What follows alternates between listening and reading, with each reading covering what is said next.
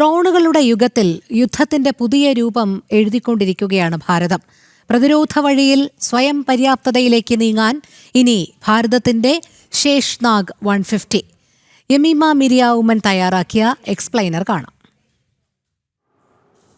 പുരാണങ്ങളിൽ ഭൂമിയടക്കം എല്ലാ ഗ്രഹങ്ങളെയും താങ്ങി നിർത്തുന്ന ഭഗവാൻ മഹാവിഷ്ണുവിനോടൊപ്പം അനന്തമായി ശയിക്കുന്ന മഹാശക്തിയാണ് ശേഷനാഗം അല്ലെങ്കിൽ ആദിശേഷൻ. എന്നാൽ ഇന്ന് ആ പേരിൽ ആകാശത്ത് ഉയരുന്നത് ഭാരതത്തിന്റെ പുതിയ അസ്ത്രമാണ് ശേഷ്നാഗ് 150. അതായത് ഭാരതത്തെ താങ്ങി നിർത്താൻ പോകുന്ന ശക്തി. നമ്മുടെ രാജ്യത്തിന്റെ സുരക്ഷയെ കാത്തുസൂക്ഷിക്കാൻ ഇന്ത്യ സൃഷ്ടിച്ച അത്യാധുനിക സാങ്കേതിക ശക്തിയാണ് ഈ ഡ്രോൺ. ബംഗളൂരു ആസ്ഥാനമായ new space research and technologies വികസിപ്പിച്ചെടുത്ത ഈ ഡ്രോണിന് ഒട്ടേറെ പ്രത്യേകതകളുണ്ട്.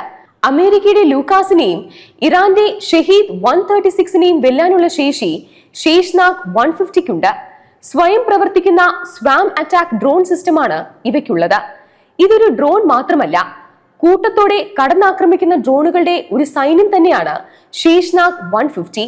കാമിക്കാസെ ഡ്രോണുകൾ എന്നും ഇവ അറിയപ്പെടുന്നുണ്ട്. അതായത് ശത്രുവിനെ കണ്ടെത്തുന്നത് വരെ ഇത് ആകാശത്ത് ചുറ്റിക്കറങ്ങും. കണ്ടെത്തിയാൽ ചാവേറുകൾ പോലെ ആക്രമിക്കുകയും ചെയ്യും. ഭാവി പോരാട്ടങ്ങൾ നയിക്കുന്നത് കൃത്യതയുള്ള ഇത്തരം ഡ്രോണുകളായിരിക്കുമെന്നാണ് പറയപ്പെടുന്നത്. 1000 കിലോമീറ്ററിലധികം ദൂരം താണ്ടും. 5 മണിക്കൂറിലധികം പറക്കൽ ശേഷി. 40 കിലോഗ്രാം ഭാരം വരെ ഇവ വഹിക്കും. GPS ട്രാക്കിംഗ് നഷ്ടപ്പെടുകയാണെങ്കിൽ സ്വയം ലക്ഷ്യം കണ്ടെത്താനുള്ള വിഷ്വൽ നാവിഗേഷൻ സിസ്റ്റം ഇവയ്ക്കുണ്ട്. മറ്റു ഡ്രോണുകളിൽ നിന്നും ശേഷ്നാഗ് 150യെ വ്യത്യസ്തമാക്കുന്നതും ഈ സവിശേഷതയാണ്.